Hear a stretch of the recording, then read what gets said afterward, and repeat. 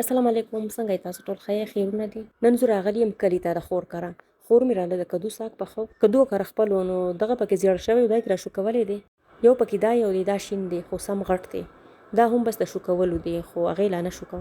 ما ته یې ویل که تو ځان له وړې نو ویې شو کوه، خو ما ورته نه زموږ کره و او موږ عمان کې ډېر زیات کدو خورو. نو مې تاسو به یې ځان له پوښ کړئ. نو د دې کدو زما بس حلوا خوښوي او دا مې ډېر نه خوښ. د هسبند مې خوښي خو زما ډېر نه خوښ سالن والا. نو دا د کدو بوټی دی، وګورئ څومره ډېر خور شوی دی. نو خور مې وی راځئ نن ترې ساګ پاخه کړو. نو څوکې ترې راوشو کولې. نو دا څوکې پکې څه مې ډېرې وې، دی ترې ټولې راوشو کولې او څه یې ورسره نور ساګ راوشو کولو، هغې ته سورګلی وایي. نو بس موږ ته یې کېښودو، موږ ګپ شپ لګولو او ورسره مو دا هم صفا کولو. دې کې خلک چلوایي ساګ هم اچوي او دا سورګلی ساګ پکې هم اچوي. نو چلوایي خو پکې نه و، خو دا سورګلی ساګ نن سبا ډېر دی، دی پکې هم راوشو کوو. وی دا دواړه به مکس پاخه کړو.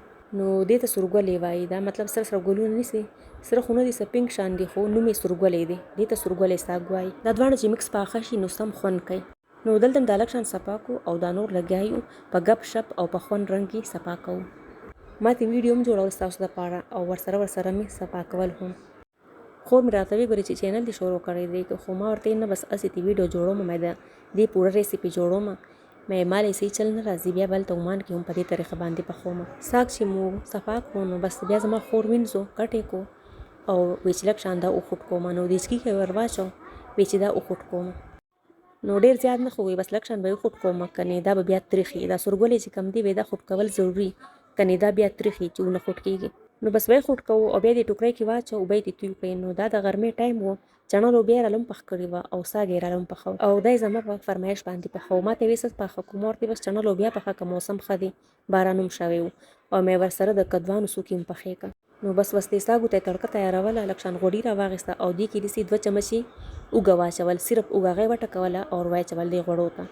او چې اوږه داسې معمولي شان سره شوه نو بیا یې ورته 2 دانې ټماټر ور واچول.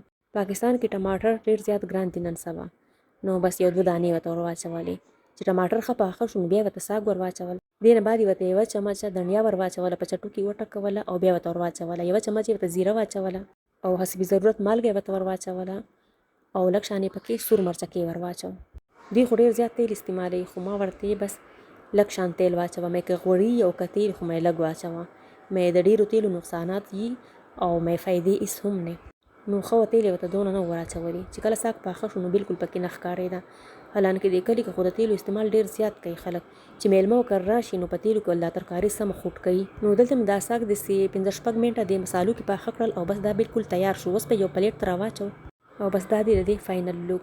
دا هم داسې یې داسې شنه شنه یې، د دې دا رنګ خلک نه چینج کوي.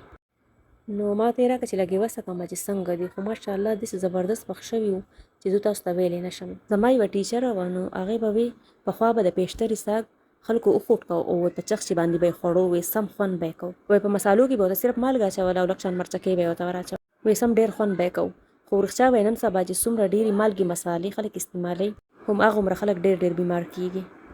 ماښام کې یې راله بیا وریجې پخ کړې وې، کباب یې راغوښتي وو، ورسره فروټ و او بیا په سبا غرمه یې راله بینډۍ پخ کړې وې، غوښه الوګانې پخ کړي وو، بیا کباب و او بیا ورسره فروټ و، پیپسي وه. او دلته خو د پیپسۍ نه بغیر زما په خیال میلمستیا نه وي کمپلیټ. پیپسي به پکې خامخا وي او ورسره یې د تنور روټۍ پخ کړې وې. نو دا کورني اوړه دي او د تنور روټۍ زما دا ډېرې زیاتې خوښي. نو که ستاسو زما نننۍ ویډیو خوښه شوي په دې خبره زما چینل هم لایک کړئ، هم یې سبسکرایب کړئ او هم یې خپل خپلوانو سره شیر کړئ چې هغوی ترې هم خوندونه واخلي.